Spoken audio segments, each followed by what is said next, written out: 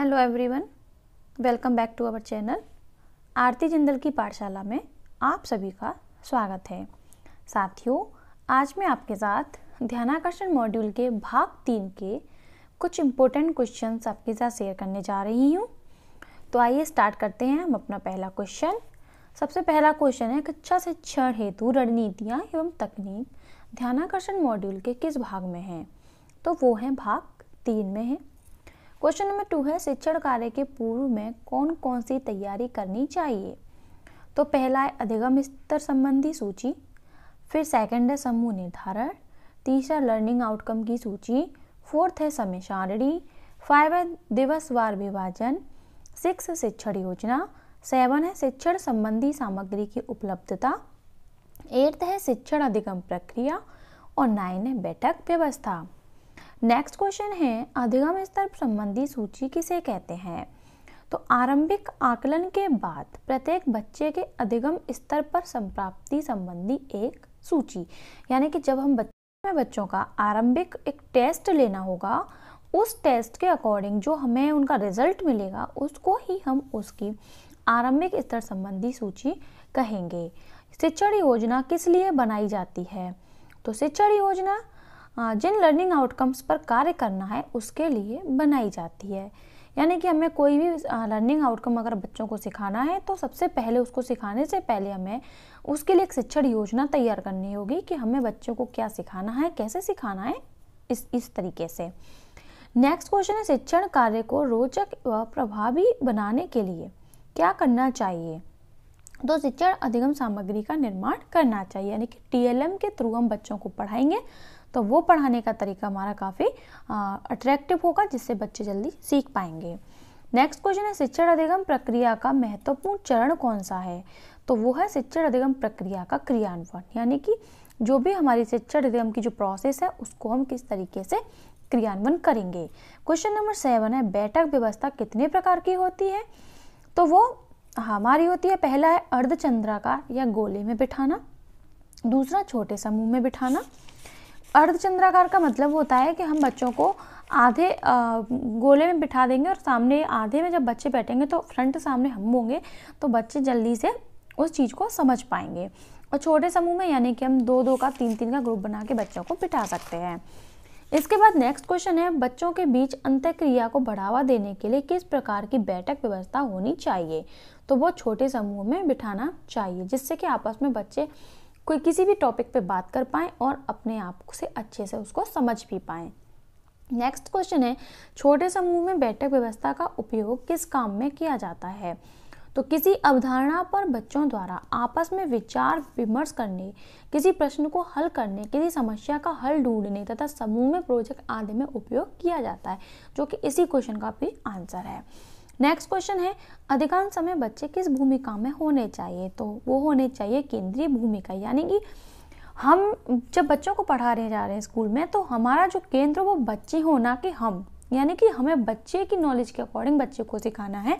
तो इसलिए ज़्यादातर जो क्लास में जो समय भूमिका होनी चाहिए, समय जो मिलना चाहिए, वो बच्चों को केंद्र मानकर मिलना चाहिए।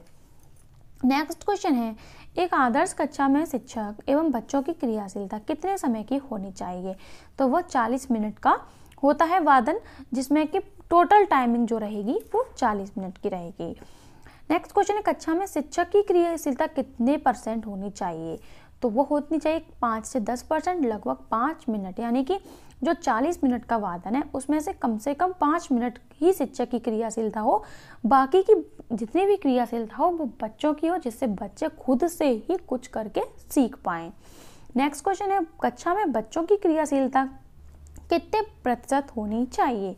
तो वो होनी चाहिए 75 to 80%, जो कि होती है 30 मिनट, यानी कि हमने पहले बच्चों को 5 मिनट के अंदर जो कुछ भी हमें बच्चों को थोड़ा बहुत टॉपिक देना है, किसी भी एक टॉपिक को दे दिया और बच्चों से बोला आप आपस में इस पर चर्चा करो, तो बच्चों उस पर 30 मिनट तक कम से कम उस पर चर्चा करेंगे। उसके बाद शिक्षक और बच्चों की आपस की जो क्रियाशीलता होगी वो 5 मिनट की होगी, क्योंकि जो सॉल्यूशन अगर अब जब बच्चे कुछ भी अपना जो रिजल्ट जो निकालेंगे उसको 5 मिनट के अंदर उसको सॉल्व कर लेंगे। तो इस प्रकार से हमारा टोटल जो 1 घंटा पीरियड होता है वो 40 मिनट का होता है। नेक्स्ट क्वेश्चन है, बच्चों में समय की महत्ता की समझ कैसे विकसित करें? तो शिक्षक स्वयं समय पर आए, समय सारणी का ध्यान रखें, उसी के अनुसार कार्य करें, तो बच्चों के अंदर भी समय की महत्ता आ जाएगी। नेक्स्ट क्वेश्चन है, कक्षा शिक्षण को रुचिकर बनाने के लिए पाठ की शुरुआत कैसे करें? तो पहले किसी रोचक दृष्टांत, कहानी, खेल का प्रयोग करते हुए पाठ की शुरुआत करें। यानी कि हम कोई भी अगर बच्चों को कोई भी पाठ पढ़ाना चाह रहे हैं तो सबसे पहले उस पाठ से संबंधित कोई कहानी बनाओ, कोई कविता बनाओ, कोई खेल खिलाओ। उसके बाद हम उस पाठ को अगर पढ़ाएंगे तो बच्चे उसको डबल ध्यान लगाकर सीखेंगे। नेक्स्ट क्वेश्चन है, बच्चों से गलती होने पर उन्हें किस प्रकार का फीडबैक दें? तो उन्हें सकारात्मक फीडबैक दें, यानी गलती अगर हुई है बच्चे से तो हम उनकी गलती को सुधारें, ना कि उनको डांटें या मारें। नेक्स्ट क्वेश्चन है, बच्चों को प्रोजेक्ट कार्य किस उद्देश्य से दिए जाते हैं? तो पुनरावृत्ति की दृष्टि से अभ्यास हेतु प्रोजेक्ट वर्क दिए जाते हैं। नेक्स्ट क्वेश्चन है, ध्यानाकर्षण शिविर के पश्चात या दौरान किन बिंदुओं को ध्यान में रखकर शिक्षण कार्य करना चाहिए? तो वो हमारे मेन 5 पॉइंट्स हैं। तो पहला पॉइंट है लर्निंग आउटकम का चयन करना, लक्ष्य निर्धारण। दूसरा पॉइंट है कक्षा शिक्षण अभ्यास के लिए उपयुक्त शिक्षण तकनीकियों का चयन करना। नेक्स्ट है शिक्षण योजना का निर्माण करना। फोर्थ पॉइंट है शिक्षण योजना में प्रयुक्त की जाने वाली सामग्री का चुनाव करना। और फिफ्थ पॉइंट है बच्चों के अधिगम स्तर का आकलन करना। नेक्स्ट क्वेश्चन है, कक्षा में किस प्रकार के तरीके उपयोग में लाने होंगे? तो वो बहुस्तरीय शिक्षण के तरीके, यानी कि हमें केवल एक ही तरीका बच्चों को क्लास में नहीं समझाना है। अगर बच्चा एक तरीके से नहीं समझ रहा तो हमें दूसरा तरीका अपनाना है, दूसरे से नहीं समझ रहा तो तीन, मतलब इस तरीके से जो जिस तरीके से बच्चे को सिखा पाए वो तरीके हमें अपनाने चाहिए। बहुस्तरीय शिक्षण के लिए क्या आवश्यक है? तो शिक्षक बच्चों की क्षमताओं व वास्तविक अधिगम स्तर को अच्छी तरह समझते हों। नेक्स्ट क्वेश्चन है, शिक्षण अधिगम चक्र कैसा होता है? तो सबसे पहले प्रस्तावना होती है, फिर अभ्यास होता है, फिर आकलन होता है, फिर नियोजन होता है। शिक्षण अधिगम प्रक्रिया में एक दूसरे का पूरक कौन है? तो वो शिक्षण और अधिगम दोनों एक दूसरे के पूरक माने जाते हैं। नेक्स्ट क्वेश्चन है, लर्निंग गैप हमें क्या बताता है? तो लर्निंग गैप हमें यह बताता है कि बच्चा अभी सूची में दिए गए प्रेरणा लक्ष्य को प्राप्त नहीं कर पाया है, यानी कि जो प्रेरणा लक्ष्य उसको प्राप्त करना था वो अभी तक उसने प्राप्त नहीं कर पा किया, वही हमारा उसका लर्निंग गैप कहलाता है। लर्निंग आउटकम हमें क्या बताता है? लर्निंग आउटकम बताता है कि बच्चे ने कौन कौन सी दक्षताएं हासिल कर ली हैं। नेक्स्ट क्वेश्चन है, कक्षा शिक्षण आकलन की गति कितने प्रकार की होती है? तो वो 2 प्रकार की होती है, एक तो फास्ट, एक स्लो। यानी कि कुछ बच्चे तो बहुत जल्दी सीख जाते हैं, कुछ बच्चे बहुत धीमे सीखते हैं।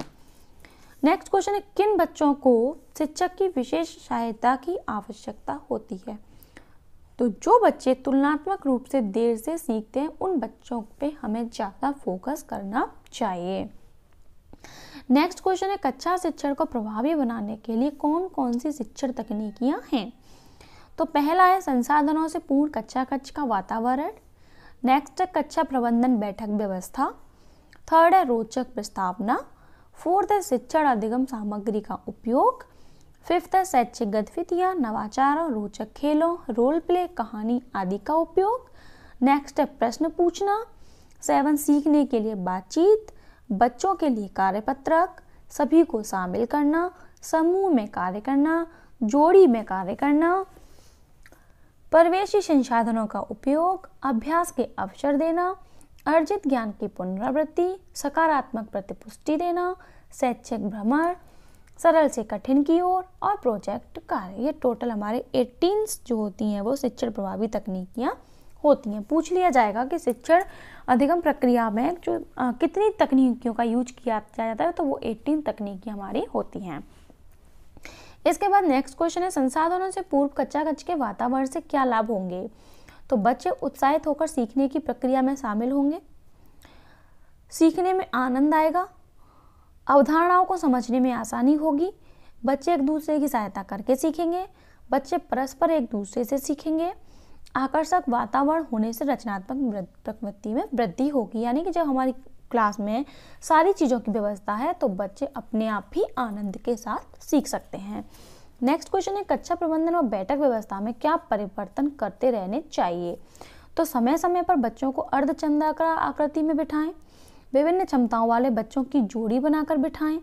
कक्षा में जो कम सुनने वाले, कमजोर नजर वाले या बोलने वाले में असुविधा वाले हों उन्हें प्रथम पंक्ति में श्यामपट्ट के नज़दीक बिठाएं। कभी कभी बच्चों को छोटे छोटे समूह में बिठाकर भी शिक्षण कार्य कर सकते हैं। नेक्स्ट क्वेश्चन है, रोचक प्रस्तावना की दृष्टि से कौन से कार्य करने चाहिए? तो किसी रोचक घटना दृष्टांत को सुनाकर पाठ्य वस्तु का प्रारंभ करना चाहिए। नेक्स्ट क्वेश्चन है, इसी में है, पूर्व ज्ञान पर आधारित प्रश्न भी हम पूछ सकते हैं, रुचिकर कविता या गीत हम सुना सकते हैं, समय सामयिक घटनाओं को बताकर भी कर सकते हैं। नेक्स्ट क्वेश्चन है, शिक्षण अधिगम सामग्री कौन कौन सी हैं? तो चार्ट्स, पाई चार्ट्स, ग्लोब, शैक्षिक खेल, सांप सीढ़ी, लूडो, गिनतारा, फ्लैश कार्ड्स, मॉडल, चित्रकथाएं, डाइस, ऑडियो वीडियो, ज्यामितीय आकृतियाँ, अवधारणा मानचित्र, नेपियर स्केल, स्वयं अपनी कक्षा के बच्चे। तो आज की इस वीडियो में हमारे 32 क्वेश्चंस कंप्लीट हुए। इसके अभी भाग 3 के अभी सेकंड पार्ट भी है, जो कि मैं नेक्स्ट वीडियो में बताऊंगी।